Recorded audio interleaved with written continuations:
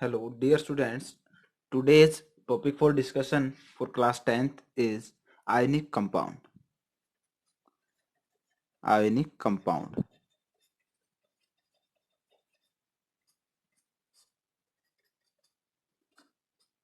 Last lecture में हमने physical and chemical properties को कंप्लीट किया था. अब हम पढ़ेंगे आयनिक कंपाउंड के बारे में. हम आयनिक कंपाउंड को डिफाइन करेंगे. An ionic compound is a chemical compound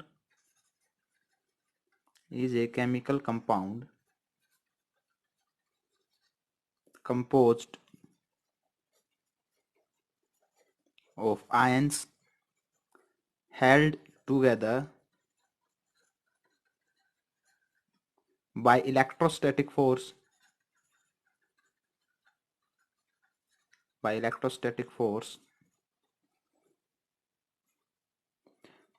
termed as ionic bonding.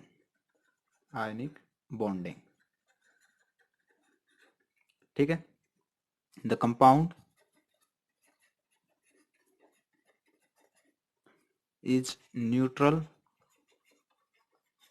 overall. जो आपका कंपाउंड होगा आयनिक कंपाउंड वो ओवरऑल न्यूट्रल होगा, but consist of positively charged ions called cations. Means जो आपके पॉजिटिवली चार्ज्ड आयन प्रेजेंट होंगे उनको हम कहेंगे कैटायन. ठीक है. And negatively charged ions called anion. जो नेगेटिवली चार्ज आयंस होंगे उनको हम क्या कहेंगे? एनायंस. ठीक है. फॉर एग्जांपल आपका आयनिक कंपाउंड है NaCl. मीन्स आपका Na पॉजिटिव होगा यहाँ पे और Cl नेगेटिव. मीन्स आपका Na क्या होगा? कैटायन होगा, Cl एनायन होगा. ठीक है. जितना नेगेटिव चार्ज उतना ही पॉजिटिव चार्ज. ओवरऑल न्यूट्रल रहेगा आपका कंपाउंड, आयनिक कंपाउंड. ठीक है. So now properties of ionic compound. Properties of ionic compound.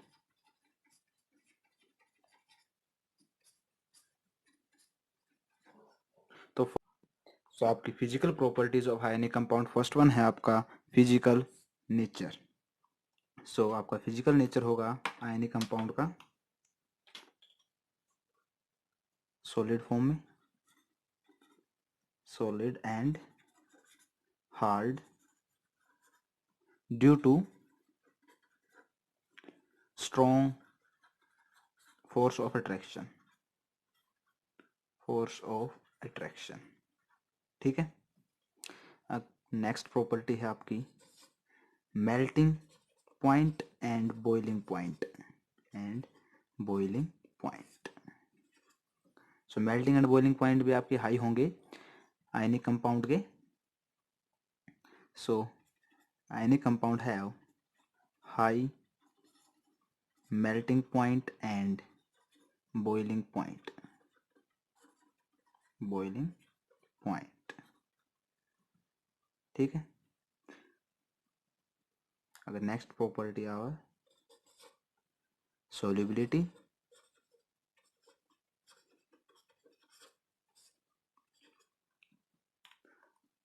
तो आपके आयनिक कंपाउंड सोल्यूबल होते हैं वाटर में, soluble in water and insoluble in kerosene and petrol. Water में इजीली सोल्व हो जाते हैं आपके आयनिक कंपाउंड, लेकिन केरोसिन या पेट्रोल में इनसोल्यूबल होते हैं. ठीक है. फोर्थ वन है आपका कंडक्शन ऑफ इलेक्ट्रिसिटी.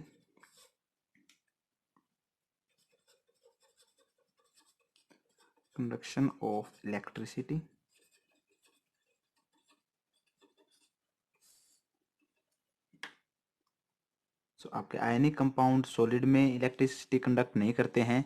आपके जो आयनिक कंपाउंड है वो only conduct electricity only in molten state, molten या आपका aqueous state में, molten state और aqueous state में, ठीक है, because ions can move freely, क्योंकि आपके मोल्टन या जो आपका एक्वस स्टेट है उसमें आयंस फ्रीली मूव कर सकते हैं, ठीक है। नेक्स्ट है टॉपिक आपका रिएक्टिविटी सीरीज और एक्टिविटी सीरीज का। एक्टिविटी सीरीज और reactivity series, reactivity of metal, ठीक है। सो फर्स्ट वन है आपका पोटासियम, ये होगी आपकी एक्टिविटी सीरीज और reactivity series arrange in decreasing order of their reactivity, of their reactivity means आपका जो पोटासियम है सबसे ज़्यादा रिएक्टिव मेटल है, और जैसे जैसे हम मूव करेंगे वैसे वैसे आपकी रिएक्टिविटी मेटल्स की क्या करती जाएगी, डिक्रीज करती जाएगी। सेकंड वन है आपका sodium, third one calcium, magnesium, next आपका एल्यूमिनियम, नेक्स्ट आपका zinc, then iron, then lead, hydrogen, copper, mercury, उसके बाद सिल्वर, आपका गोल्ड एंड लास्ट आपका प्लेटिनम, ठीक है।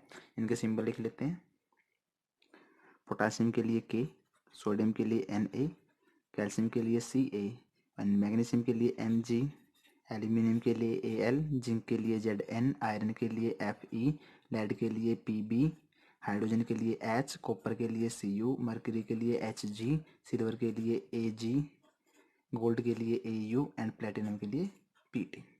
अब रिएक्टिविटी सीरीज को याद करने का तरीका आप नोटबुक में नोट कर सकते हैं। पहले तो आपका जो ये होगा पोटासियम, ये आपका होगा सबसे मोस्ट रिएक्टिव मेटल, ठीक है। ये आपका डिक्रीजिंग ऑर्डर है, डिक्रीजिंग ऑर्डर। सो आपके ये होंगे मॉडरेट होंगे, एंड देन आपके नीचे जो प्रेजेंट होंगे होंगे लीस्ट रिएक्टिव, ठीक है। तो इसको याद करने का तरीका आप एक लाइन लिख सकते हैं हिंदी में वैसे इनके साथ में, केदारनाथ का माली आलू जरा फीके पकाता है, कौन है आगे आओ पिटो, ठीक है। लिख देते हैं, केदारनाथ का माली आलू जरा फीके पकाता है, कौन है आगे आओ पिटो, ठीक है। आपका जो पोटासियम है के, वो के से आ जाएगा, Na सोडियम आपका ना से आ जाएगा, Ca का Mg माँ, Al आ से आ जाएगा आपका, Zn जे से आ जाएगा, Fe फीके से आ जाएगा आपका, पकाता है Pb है H हाइड्रोजन, कौन Cu है Hg, Ag आगे आओ Au और पिटो Pt के लिए, ठीक है। ऐसे आप इसको याद कर सकते हैं। Next topic is our occurrence of metal, occurrence of metals, ठीक है। आपका जो मेटल है वो अर्थ क्रस्ट या सी वाटर से फाइंड कर सकते हैं हम, हमको मिलता है। तो it occur in earth crust,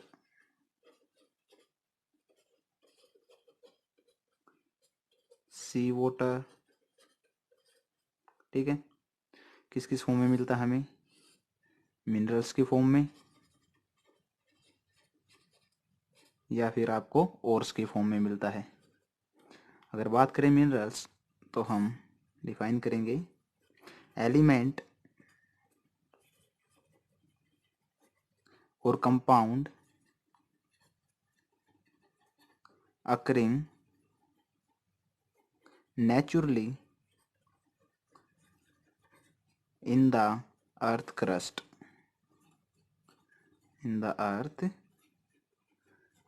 अगर बात करें ओर्स की तो वहाँ आपका minerals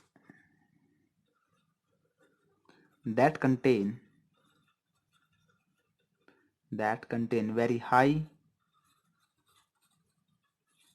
percentage of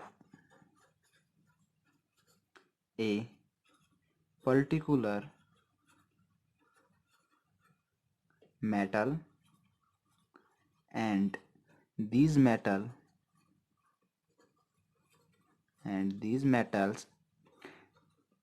can be extracted,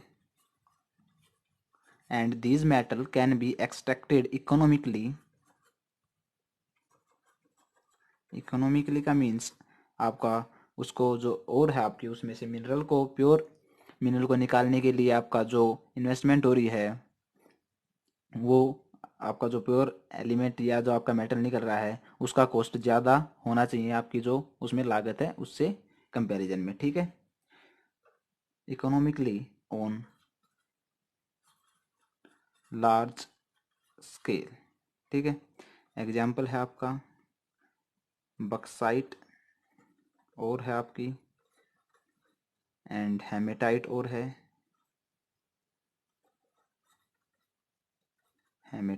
है, आपकी बक्साइट और होती है एल्यूमिनियम की, जिससे आपको एल्यूमिनियम मिलता है, और जो आपकी हेमेटाइट है वो आयरन की ओर होती है, ठीक है।